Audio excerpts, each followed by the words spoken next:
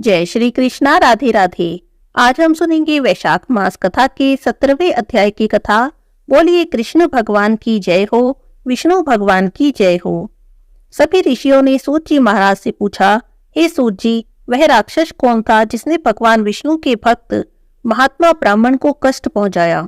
तब सूत जी बोले, हे ब्राह्मणों, पूर्व काल की बात है।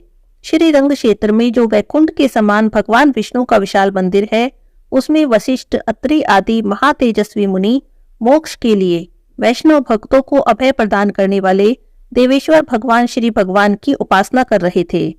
एक दिन वीर बाहु का बलवान पुत्र सुंदर नाम वाला गंधर्व सैकड़ों स्त्रियों के साथ उस क्षेत्र में आया और एक जलाशय में नग्न होकर वह उन स्त्रियों के साथ आनंद से जल विहार करने लगा। उसी समय मध्याह्न संध्या करने के लिए मुनिवर वशिष्ठ जी अन्य महर्षियों के साथ श्री रंग मंदिर से बाहर निकले और उस जलाशय पर गए। उन ऋषियों को देखकर वे सभी स्त्रियां तो भय से कातर होकर अपने अपने कपड़े ओढ़कर बैठ गई, पर वह सुंदर ज्यों का त्यों नग्न ही खड़ा रहा। यह देखकर वशिष्ठ मुनि क्रोधित हो गए और उन्होंने श्राप दे दिया, हे सुंदर गंधर्व, तूने हम लोगों को देखकर भी लज्जावश वस्त्र को धारण नहीं किया है, इसीलिए तू राक्षस हो जा। महर्षि वशिष्ठ के ऐसा कहते ही उसकी स्त्रियां हाथ जोड़कर उनके चरणों में गिर गई और भक्ति भाव से कहने लगी, हे भगवान, आप तो धर्मों के ज्ञाता हैं और साक्षात ब्रह्मा जी के पुत्र हैं। हे दया सिंधु, पतिहीन नारियों का उत्तम आभूषण होता है। पतिहीन नारी तो 100 पुत्रों वाली होकर भी संसार में विधवा ही कहलाती है। ऐसी नारियों का जन्म व्यर्थ समझा जाता है। अतः मुनि, हमारे पति के ऊपर आप प्रसन्न हो। तत्वदर्शी मुनियों को एक अपराध क्षमा कर देना चाहिए। हे दया सिंधु, सुंदर आपका शिष्य है, आप इसे क्षमा करें। सुंदर की पत्नियों के इस प्रकार प्रार्थना करने पर वशिष्ठ जी ने कहा, हे सुंदरियों, मेरा वचन कभी व्यर्थ नहीं जाता। मैं आपको इससे छूटने का उपाय बताता हूँ, आप श्रद्धा से सुनो। यह राक्षस के समान आकार वाला सुंदर आज से 16 वर्ष के बाद अपनी इच्छा से घूमता घामता सर्व पापहारी वेंकटाचल पर पहुंच जाएगा और वहां चक्र तीर्थ पर जाएगा। हे देवांगनाओं, चक्र तीर्थ पर महायोगी मुनिवर पद्मनाभ जी रहते हैं। उन्हें खा जाने के लिए जब यह आक्रमण करेगा, तब उन ब्राह्मण की रक्षा के लिए भगवान विष्णु का भेजा हुआ उत्तम चक्र इसका मस्तक काट देगा। उसके बाद यह श्राप से मुक्त होकर अपने स्वरूप को प्राप्त हो पुनः स्वर्गलोक में चला जाएगा। श्री रंगनाथ में भक्ति करने वाले वशिष्ठ जी ऐसा कहकर शीघ्र ही अपने आश्रम को चले गए। उसके बाद राक्षस रूप में परिणित हुआ भयानक आकार वाला सुंदर इधर उधर घूमता हुआ गिरिराज वेंकटाचल पर आ गया और चक्र तीर्थ पर जा पहुंचा। इसी भ्रमण में उसके 16 साल पूरे हो गए थे। उसके बाद चक्र तीर्थ निवासी पद्मनाभ जी को खा जाने के लिए उसने बड़े वेग से आक्रमण किया। मुनि ने भगवान की स्तुति की और भगवान विष्णु ने राक्षस द्वारा पीड़ित पद्मनाभ की रक्षा के लिए अपने चक्र को भेजा। इस प्रकार चक्र ने आकर उस राक्षस का मस्तक काट दिया। तब वह राक्षस शरीर छोड़कर दिव्य देह धारण करके विमान पर जा बैठा। उस समय उसके ऊपर फूलों की वर्षा हो रही थी। उसने हाथ जोड़कर सुदर्शन को प्रणाम किया और फिर उन ब्राह्मण पद्मनाभ को प्रणाम करके उनकी आज्ञा लेकर वह गंधर्व स्वर्ग को चला गया। हे ब्राह्मणों, इस प्रकार मैंने उस राक्षस की उत्पत्ति का सारा वृतांत और चक्र तीर्थ का पाप नाशक महात्म्य आप लोगों से कहा है। इसे सुनने से सभी लोग पापों से मुक्त हो जाते हैं। सूत जी कहते हैं, हे ऋषियों, अब मैं आपसे घोण तीर्थ की कथा कहता हूँ, घोण तीर्थ का महात्म्य कहता हूँ।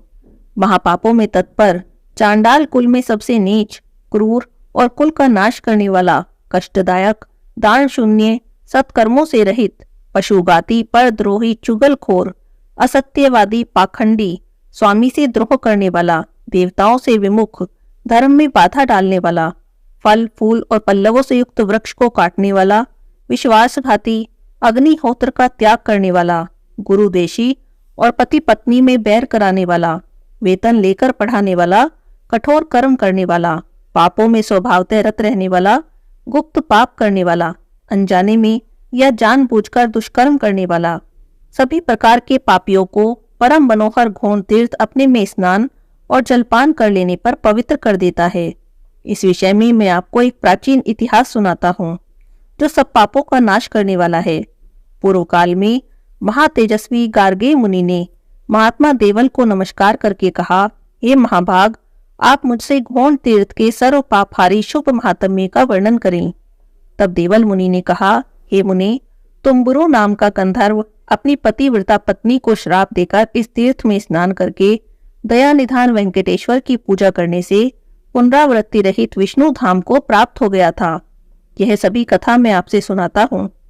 एक दिन तुम्बुरु नामक गंधर्व ने अपनी पत्नी से कहा, हे देवी, सब पातकों का नाश करने वाले माघ के महीने में सूर्योदय के समय इस तट पर भगवान विष्णु की पूजा करनी चाहिए। इसीलिए गोबर से इस भूमि को लीप दो और इस माघ के महीने में माधव के लिए धूप पत्ती जलाओ, दीप पत्ती करो, भगवान के आगे भक्ति पूर्वक धूप समर्पित करो और पवित्र होकर भगवान के लिए रसोई तैयार करो।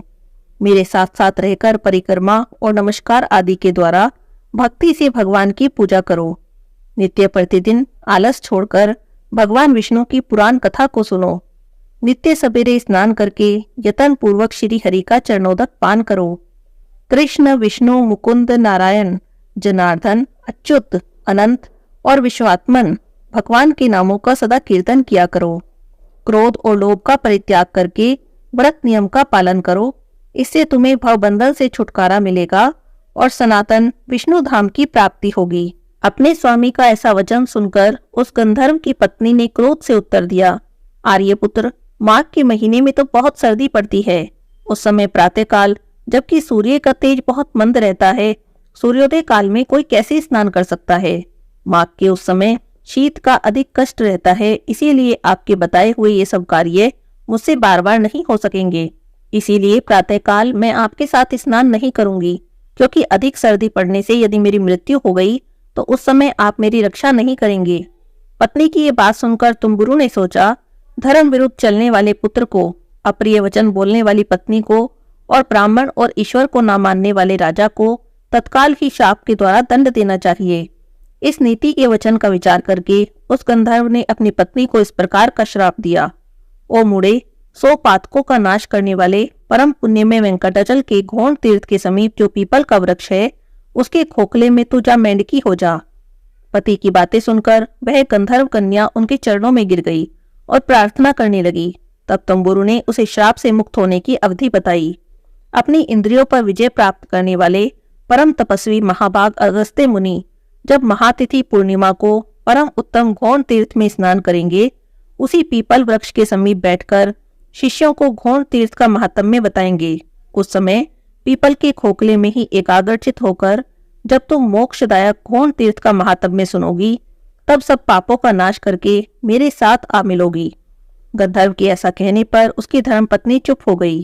स्वामी के श्राप से उसने मेंढक के शरीर में प्रवेश किया और धीरे धीरे शेषाचल के शिखर पर घोण तीर्थ के दक्षिण में उस पीपल वृक्ष के खोखले में जाकर रहने लगी। उसके बाद किसी समय अगस्त्य जी उस मनोहर वेंकटाचल पर गए। वहां उन्होंने नियम से स्वामी तीर्थ में स्नान करके वाराह स्वामी को नमस्कार किया। उसके बाद उस तीर्थ के दक्षिण में वेंकटेश जी के मंदिर में जाकर वेदों के द्वारा जानने योग्य विशाल नेत्रों वाले सनातन देवों के देव दया निधान श्रीनिवास जी को प्रणाम किया। उसके बाद वे घोण तीर्थ में गए और वहां शिष्यों के साथ उस श्रेष्ठ तीर्थ में स्नान करके पीपल के वृक्ष की छाया में जाकर बैठ गए।